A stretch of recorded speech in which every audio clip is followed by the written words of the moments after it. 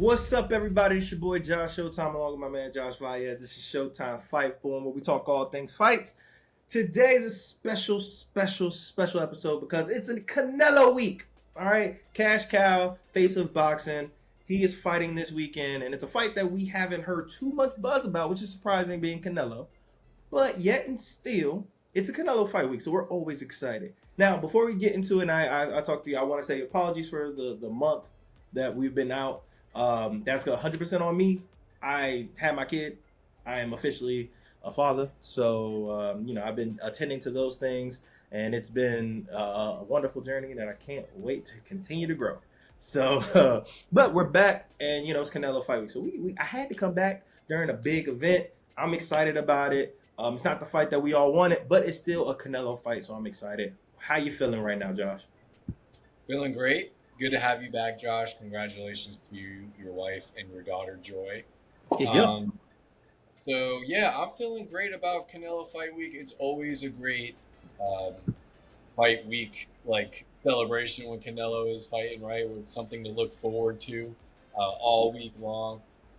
To your point, build-up hasn't really been as much as a Canelo fight usually is, but here we are, and I'm excited for it. Yeah, I mean, at the end of the day, you have to be excited because it's still Canelo. People are going to do all the complaining they want. They always do the complaining. I mean, people weren't the most excited about Canelo's last fight, but it is what it is. You still watch, and he's still trending topic because he is the face. And the guy he's fighting, completely honest, we're both honest about it. It's a fight that we don't expect too much from, but we expect fireworks. We do expect a fun show because while Edgar is a limited fighter, a guy who honestly could have used a lot more ring time, more experience to get better, he's not going to back down. And I don't believe he will. I think that if he believes this is his moment, I believe he also believes what a lot of people think about Canelo, which is that he is fading. He is no longer in his prime. And this is his opportunity. And at the end of the day, the most dangerous thing for Edgar, and I think we both can agree, is he has absolutely nothing to lose. And when you fight a person that has zero to lose, that makes that person extremely dangerous. I agree to that as well. Edgar Berlanga is he, he is a contender. Okay, let's not act like he's not. This is not a complete cherry pick by Canelo, even though it is. Edgar Berlanga does have some USA boxing experience. He definitely has a good amateur pedigree.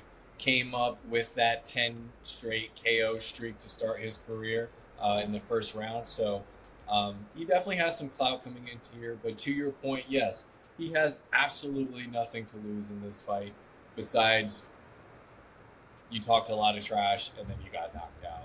But you know what? Who doesn't talk trash and gets knocked out by Canelo? It's happened plenty of times before, and really just in the history of boxing, right? So excited to see Berlanga back in the ring. He does have real power. He can crack, but he is going against the most experienced fighter he's ever gone against, and arguably one of the greatest, if not the greatest, Mexican fighter of all time. Exactly. And I mean, and just far as like what we were talking about, the build up, you have a Puerto Rican, New York fighter fighting a Mexican, which in itself is going to do numbers. Like, and I kind of think that's how Canelo was fighting. And I find it funny now, like Canelo has became fluid when it comes to who he's picking. He's picking people that he know will draw. Like, he's like, all right, what does Edgar have that maybe a Benavidez don't have? Well, he's a Mexican American, which is cool, but I'm Mexican. So I'm already bringing the Mexicans. I'm not really worried about Mexican crowds, for real, for real. What else can I do in this next fight? Oh, Puerto Ricans. So we can have a straight Latino fight. That, I think that is going to do numbers. And then not to mention, he's homegrown from New York, which is another big staple in boxing. Me and Josh were already talking, and we still need to do it, where we talk about the best boxing farms in America. But the history of New York, one, we know New Yorkers love boxing. That's like one of the boxing capitals. Like, people love boxing in New York. But also, we've gotten so many Hall of Fame worthy boxers from New York. And Edgar, at one point, was supposed to be the next guy. And we thought when he was knocking everybody out in the first round, first 10 fights, then he started to slowly but surely stop knocking these dudes out. But then he started to struggle, gets dropped. Then eventually, he bites somebody out of frustration. Then a controversial decision. And it's like, all right, this guy's not who we thought he is. Maybe he isn't the next guy coming out of New York that we really need to think about. But we can say he looked better in his last fight. It was betterish. Still got to finish, which is what really matters. And that is what's going to feed into his confidence going against, arguably, because I don't know if we can say he's the best super middleweight right now, because at the end of the day, he's not fighting the best right now. But we can say he's fighting one of the best. But he's fighting one of the best super middleweights in the world right now in Canelo. Yeah, I mean, to your point, there is a lot more that Berlanga brings to the stage than a Benavidez does from, like you said, a stylistic standpoint. So yeah, I'm excited for that next episode that we do with the hotbeds of boxing. I know there are definitely places all over the country that bred good boxers, but yes, New York, stand up. Berlanga in the building. Puerto Rico, stand up. This guy not only has a tri-state area, but he also has the country of Puerto Rico behind him. So, which is big on boxing as well. Which is huge on boxing. It's probably 1A, 1B when it comes to baseball and boxing in Puerto Rico. So he's young, he's hungry. I'm excited to see what he can do. He's definitely a top, 7 welterweight in the world, or I'm sorry, super middleweight in the world. So he has some clout. So we'll see what he can do. He got good steam going into this fight, like I said, or like you just said. He had a knockout his last fight. Last couple fights, he was in the news, right? So he has some things going on. Let's see what he got going against Canelo. All right, so, let's say you're Edgar Berlanga. How do you win this fight? Stay away from Canelo. All you got to do is jab, jab, jab, jab. You're muted. Oh, am I? You were muted the entire time. Still really? Muted. Can you hear me now? No, I'm not. I can't hear you. I'm not muted. I'm not muted at all. No, we don't speak that. Oh, okay. I guess if you can't hear me, that's weird. Now I hear you now. All right, so just start over. Just start over, and then, yeah. Sorry about that. Yeah, no, so with what I would do if I was Edgar Berlanga against Canelo is just jab, jab, jab, jab, and jab some more, and stay away from Canelo. Don't go back and forth with him. Don't trade shots with him. Don't sit on the inside. Use your feet, use your jab, use your length, and stay away from him. Because that's exactly what Venezuela did against Pitbull Cruz like a couple weeks ago. And look how that fight turned out. Everybody thought Pitbull Cruz was going to knock this kid out. And what did he do? He jabbed, jabbed, jabbed, stayed away. Edgar Berlanga do the same thing. That is very good advice. And I mean, to point that out, there is a big height discrepancy. Edgar is 6'1", Canelo is 5'9", and I'm literally putting bunny ears on that. Canelo is not 5'9". If you've seen him with regular human beings, you know that he's closer to 5'7" than he is 5'9". So, but anyways, we know how boxing goes. But he's definitely he has a good 5 or 6 inches on him when it comes to the height. Reach is somewhat similar, but when it comes to fighting a taller guy that still has a bigger reach, it's not the easiest guy to get inside on. But Canelo is a master of getting inside because he's always undersized. He's always smaller than everybody he fights because he's at 165. Nice. There's nobody that you're really going to fight that's going to be 5'8", 5'7". But yet and still, Canelo, I mean, for me, Edgar has to do the exact same thing you just said. He has to jab, stay on the outside, watch out for the counter uppercuts. That's one thing Canelo is very good at. He loves to counter, and then he cracks you with an uppercut that literally either put your lights out, or it breaks your orbital bone. So like I would just simply say, just be mindful, be careful, make it a boring fight. If it's exciting, you're gonna have a long night. I'm just not for it because I mean, yes, while you said Edgar has power, we haven't seen that power really last like we have versus like the better competition. Yes, he got to finish his last fight, but before that, he was on a drought. and asking him to finish Canelo, who has never been dropped, it's a hard sell that Edgar's going to have that power to get his respect. I would have and this is, people might clown me for it, but I would have a more believable chance of believing that Charlo has a better chance of knocking him down than I would Edgar Berlanga. And that's no disrespect to Edgar. It's just the fact that I haven't seen you do it versus better competition, and Canelo has a chin. Triple G couldn't get him out the way. Like, Miguel Cotto's little brother almost dropped him, and he hit him with so many clean shots, but he still couldn't even drop him, even though it should have technically been one of the rope saved. But yet and still, he has to stay on the outside and avoid the big punches. Don't let Canelo gain steam. Once he gets into that rhythm and he starts to feel confident, it's a hard fight to beat. I mean, he's a hard guy to beat. Yeah, I agree to that too. And Canelo, as you know, is the type of fighter that will happily take you into deep waters. He will wait till that fifth, sixth, seventh round to really start pick things up. So, as far as that is concerned, I think that Berlanga does have his hands full just off that alone.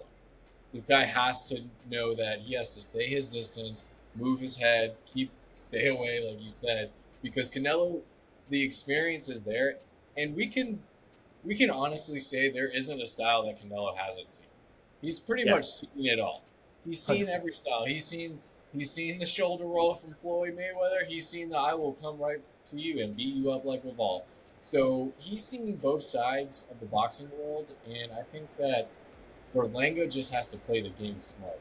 You're walking on eggshells, and it's not because it's just Canelo. It's because of his skill set. Is that Yes. less of Canelo's? So with Canelo, I think he's just gonna pick his shots until he sees an opening, and then classic Canelo try to kill at the end. I mean, and it goes into what we already talked about. I mean, like you just said, he's seen so many styles, but that's the benefit of being such an active fighter. When you've fought 60 freaking times, which is in this day and era, it's rare. Like, you're not going to see people fighting 60 times throughout their career. Normally, you're going to stay in that 40s threshold. So, for him to have 60 fights versus, well, he has 65 fights, but he's fought, I don't know how many rematches he's had. I think he's had what, one maybe rematch? Because he's a Triple G. What was has he had? I don't think he had any other rematches other than that. Just Triple G. So, Yeah, that's Triple G. yeah, so that's 64. Well, no, it's because it's a trilogy. So he has 63 other opponents professionally. That's 63 different styles. So, like you just said, unless you're fighting Emmanuel Augustus, you've seen them all.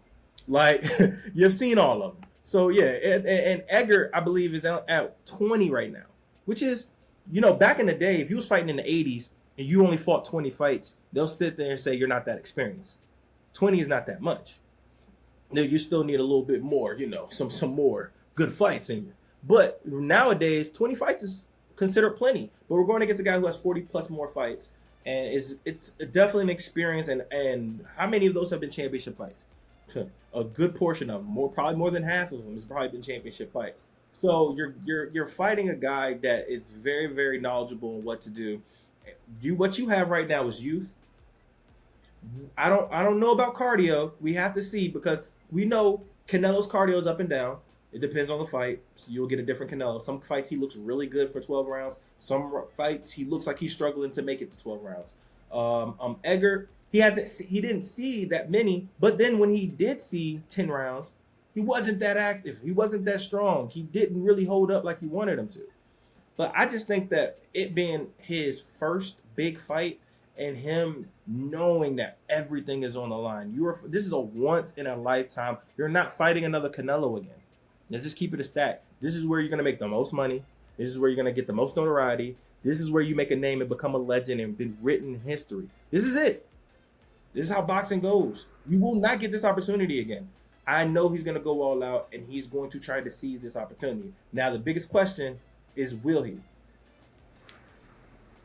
I think he will try. Yeah, we gonna try. I think he's gonna try to seize the opportunity, and I say this unfortunately. I think it's gonna be by way of KO. Like, I think that Berlanga at some point is just gonna throw everything away and just go for the highlight KO reel. But you know what? Let him, dang it. You just said it yourself. You ain't never going to fight another Canelo. There is one Canelo. And to be honest, there's not really much people behind him in your weight class that is looked at to be a next Canelo. So, and you yourself, Berlanga, are not the next Canelo. So you might as well just swing for the fences. Forget all that jab, stab, and move I said. Just try to knock him out. But the thing is, though, if he wins this fight, he will become the bro. If he beats Canelo, especially he knocks Canelo out, he is going to be the next Canelo. You have New York on your side. You got Puerto Rico on your side, brother. You are the next megastar. Like it's like you already have Fat Joe endorse you, which I don't give a damn about Fat Joe, but yet and still he is a legend in hip hop, and he already was signed off on you. So like, brother, like if he wins, especially by knockout, he is going to be the new face, and whether we want to believe it or not. Granted, he's going to have to do a rematch, and I don't see him knocking him out twice, but yet and still, he will be the star of the show for boxing until he gets re-knocked out by by Canelo. Yeah, and if he does knock him out, Canelo, I mean, what a night in boxing, right? What a night that would be. So, like, just one of those you knew where you were when you saw Canelo Yes. get knocked out by Berlanga, right? Yes. So that is definitely in the cards. This is a super middleweight, all right. This guy definitely Berlanga, I'm talking about, definitely has power. Let's not play him. It's just that we're talking about Canelo here, so it's one of those things where we would love to see Canelo on the canvas. And honestly, I'd like to see Canelo get up and fight back. He already has 2 losses, so I don't really care about whether he loses or not. I want to see him get knocked down and get back up. His legacy is stamped. That's the thing. Yeah. Like, we don't care. His legacy is already stamped. He's already, at worst, the second greatest Mexican boxer ever. Yeah. So it's at this point, whether even if he loses to Berlanga, I don't care. I just want to see a competitive fight where he got beat down by Bivol. Okay, so we know how he got beat down and how he responds. Now I want to see Berlanga put him on the canvas and see how Canelo responds. Hey, we're gonna see it now. Let me go ahead and tell like how we thinking. What we thinking? How's this fight gonna play out in your mind? Canelo 10th round KO. Canelo. Hey, look, say all this for 15 minutes, 16 minutes of content. This man, I said, how's it gonna play out? Knockout 10th round. I just simply think that although Berlanga is going to start off really good, I have a strong feeling that he's going to be feeling like Caleb Plant, where he's going to start winning some rounds against Canelo, which you do want in a fight, and gain a little bit too much confidence. And again, we have to remember, this is Canelo who we're talking about. I want to be that guy that picks the big upset and be like, oh yeah, I told you this, that, and the third. But like, this isn't one of the ones I want to die on. This isn't the hill I want to die on where I picked Berlanga. I seen him fight. To be honest with you, I wasn't impressed. I think he's good.